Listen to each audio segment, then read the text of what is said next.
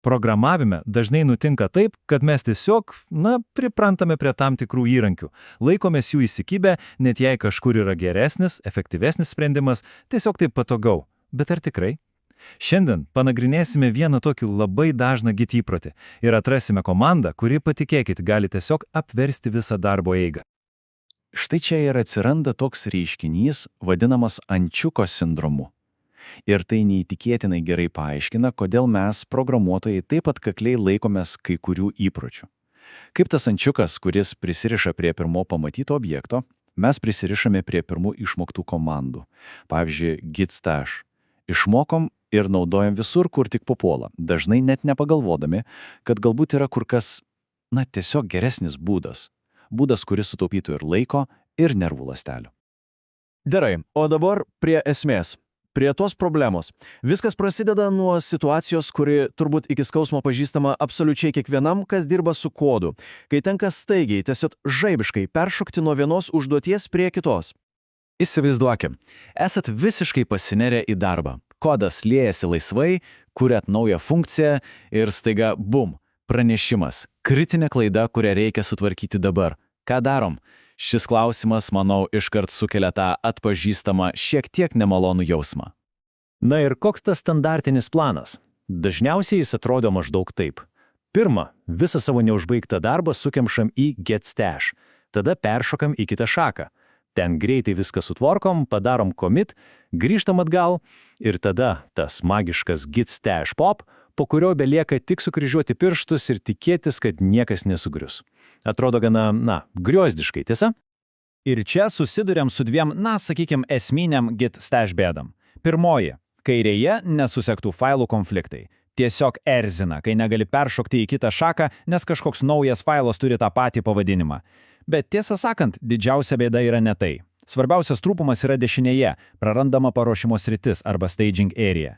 Įsivaizduokite, kruopščiai atrinkote pakeitimus, paruošėte juos gražiam atominiam komitui, o tada git stash pop tiesiog viską sumeta atgal į vieną didelę netvarkingą krūvą. Visas darbas veltui. Bet laimiai yra sprendimas ir jis, patikėkit, yra tiesiog elegantiškas ir galingas. Ir tas sprendimas vadinasi Git Worktree. Gerai, kas tas Git Worktree techniškai? Paprastai tariant, ši komanda leidžia vienoje ir toje pačioje repozitorijoje vienu metu dirbti su keliomis skirtingomis šakomis. Kiekviena šaka gauna savo atskirą katalogą. Tai reiškia jokio daugiau nuolatinio šokinėjimo ir konteksto keitimo tame pačiame aplanke. Man labai patinka ši metafora. Git Worktree yra tarsi Git šveicariškas peilukas. Tai universalus, neįtikėtinai galingas įrankis, kuris išsprendžia daugybę problemų, bet kartu yra stebėtinai paprastas naudoti. Puikiai tinka greitam ir sklandžiam konteksto keitimui. Gerai, pakaks teorijos, pereikime prie praktikos. Pamatysit, kad pradėti naudoti šį įrankį yra kur kas paprasčiau nei galbūt atrodo. Ir žinot, kas geriausia? Iš esmės, viskas, ką reikia žinoti, tai vos 3 pagrindinės komandos. Taip, tik 3. Pirmoji ir svarbiausia komanda – Git Worktree add. Pažiūrėkime į pavyzdį. Paleidus šią komandą, mes paimame jau egzistuojančią šaką, pavadintą hotfix branch ir sukuriame jai visiškai naują darbinį katalogą šalia esamo projekto. Ką tai reiškia? Kad galima atsidaryti šį naują katalogą naujame kodo redaktoriaus lange ir dirbti su hotfix branch visiškai atskiroje, izoliuotoje aplinkoje. Jokių trukdžių pagrindiniam darbui. O štai dar vienas labai patogus add komandos panaudojimo būdas su -b vėliavele. Ši komanda padaro 2 dalykus vienu ypu, ji sukuria visiškai naują šaką pavadintą New Idea ir iškart jai paruošia naują darbinį katalogą. Tiesiog idealus variantas, kai norisi pradėti kažką naujo, visiškai netrukdant tam, kas jau daroma. Antroji komanda – Git Worktree list. Labai paprasta, bet neįtikėtinai naudinga. Jei įvykdžius, terminale iškart matomas visų aktyvių darbinių medžių sąrašas ir keliai iki jų. Tai padeda nepasimesti, ypač kai vienu metu atidaryti keli projekto variantai. Ir pagaliau trečioji komanda – Git Worktree remove. Kai darbas baigtas, pavyzdžiui, toje hotfix branch šakoje, tiesiog paleidžiama ši komanda, nurodant katalogo pavadinimą ir tas darbinis medis tvarkingai pašalinamas. Ir kas svarbiausia, Git čia labai protingas. Jis neleis pašalinti medžio, jeigu jame liko neiškeltų pakeitimų. Tai reiškia, kad procesas yra ne tik paprastas, bet ir saugus. Gerai, dabar, kai žinom, kaip tai veikia, pats laikas pakalbėti, kodėl tai taip gerai. Ir tai nėra tik menkas patogumas, tai iš esmės keičia žaidimo taisyklės ir pakelia produktyvumą į kitą lygį. Taigi, kokie tie pagrindiniai privalumai? Pirmiausia, galimybė dirbti su keliomis šakomis lygiagrečiai, atskiruose kataloguose.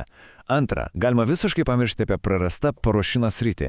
Kiekvienas darbinis medis turi savo atskirą staging area. Trečia, ir tai ypač aktualu, pavyzdžiui, JetBrains idėja naudotojams, išvengiamas tas lėtas ir skausmingas projekto perindeksavimas kiekvieną kartą pereinus šaką. Na ir galiausiai, galimybė tiesiog atsidaryti 2 katalogus vieną šalia kito ir vizualiai palyginti kodą yra tiesiog neįkainojama. Žinoma, reikia būti atviriems. Yra vienas nedidelis apribojimas, ta pati šaka negali būti aktyvi keliose darbinėse medžiuose vienu metu. Bet tiesą sakant, praktikoje tai beveik niekada netampa problema. Na štai, artėjam prie pabaigos. Ir dabar turbūt pats sunkiausias žingsnis. Reikia tiesiog ryžtis išbandyti ir sulaužyti tuos senus įsišakniniusius įpročius. Šita citata iš šaltinio man labai patiko, ji puikiai viską apibendrina.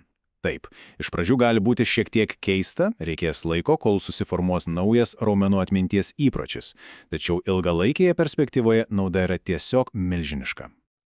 Tad pabaigai norisi palikti vieną klausimą pamastymui. Ar tikrai įprasta darbo eiga yra pati geriausia?